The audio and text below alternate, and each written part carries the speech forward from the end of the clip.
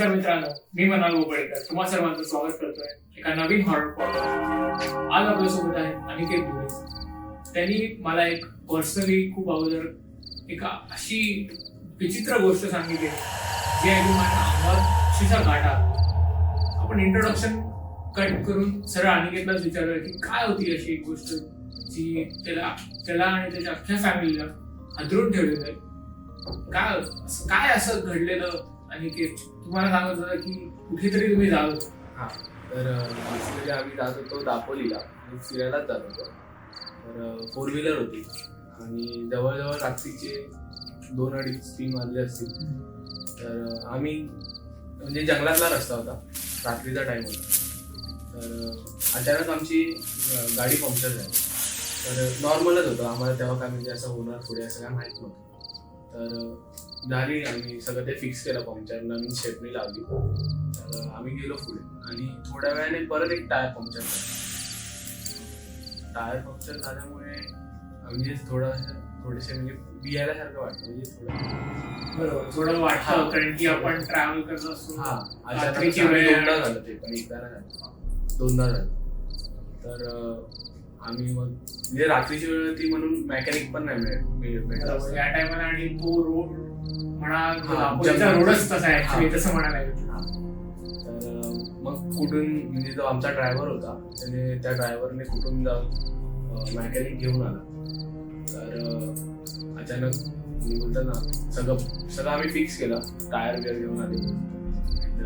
आम्ही नंतर ते फिक्स करायला जात होते ना, जेव्हा जो पंक्चर काढत होते तेव्हा जो पाना असतो जो टायर फिक्स करायचा, तर तो आम्हाला पानाच मिळत नव्हता. खूप शोधला आम्ही आणि मग आम्ही आधी विचार केला की परत त्या मेकॅनिकचं जे शॉप होतं तिकडे जाऊन परत बघायचं की हरवलं आहे का, पण तिथे पण नाही. सो मग बसलो आम्ही. तर मग काय थोडा विचार करत होतो की कुठे ठेवला असेल काय लक्षात. तर तो जो ड्रायव्हर होता आमचा तो जस्ट बसला टायरच्या इथे आणि त्यांनी थोडंसं मान वळवली आणि तिथे पाना मिळाला.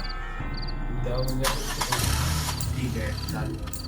तर आम्ही गेलो पुढे, म्हणजे टायर बियर फिक्स केला आणि जस्ट आम्ही जसं बसत होतो ना तेव्हा माझी जी दीदी आहे तर दीदी विंडोच्या साईडला होती.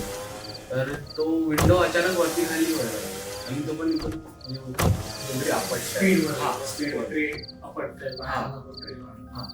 तर अचानक ते व्हायला लागलं आणि खिडकी ठोकायला लागलं. तेव्हा आम्ही एवढा काय लक्षाने दिला, भास होत असेल म्हणून आम्ही लक्षाने दिला म्हणून आम्ही गेलो पुढे. तर खिडकीचा आवाज येतच होता कंटिन्युअस, कोणतरी ठोकतंय काहीतरी करताय असं. तर जस्ट असं म्हणजे माझ्या पप्पांनी असं जस्ट वापर करीत तेव्हा अशी बाई जी होती ती खिडकी खोलायचा प्रयत्न करते. म्हणजे नक्की बाईच होती की कोण ते का असं जसं प्रॉपर दिसत नाही.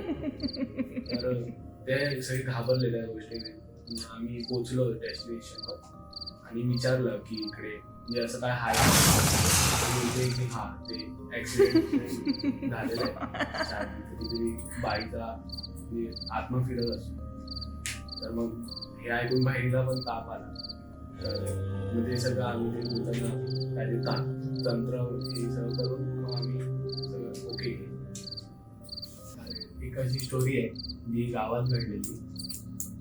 म्हणजे एका फॅमिलीसोबत खूप वाईट झालेलं. झालं असं होतं की संध्याकाळची वेळ होती.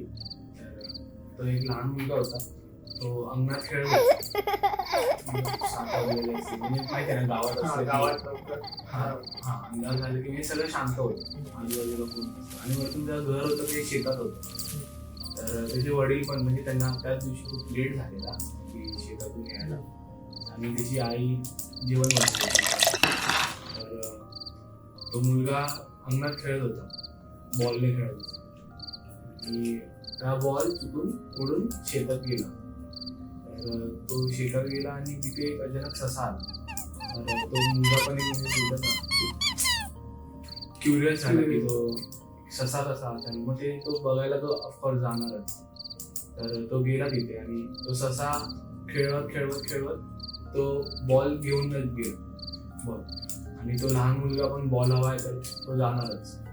तो गेला त्याच्या मागे आणि तेवढ्यात त्याची आई आली त्याला बोलवलं तर हा नव्हता.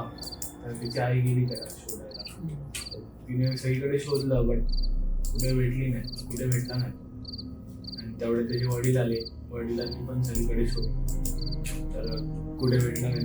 2 दिवस झाले अख्ख्या गावात, म्हणजे दुसऱ्या दिवशी अख्ख्या गावात समजलं की हा अजून घरात नाही आलाय, शोधतात अजून. सगळ्या गावातल्यांनी पोलीस कंप्लेंट केली पण तेव्हा पण कुठे भेटला नाही.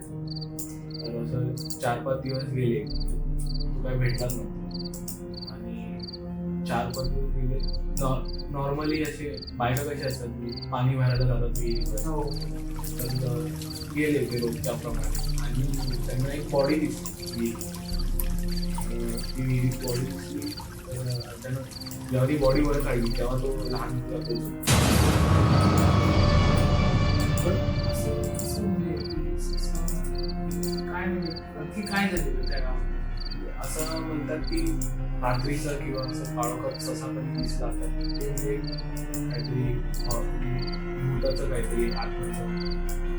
काय काय असं लोक बोलतात की जास्त खेकडे, कधी खेकडे पकडायला गेलो आणि कधी जास्त खेकडे भेटले तर एक बोलतात ना ते पूर्वजांचा एक हे असतं, म्हणजे ते हा म्हणजे पकडायला येतात कधी कधी ते, किंवा ते भूत जे असतात आजूबाजूला ते पकडतात. तसंच असतं सशाचं.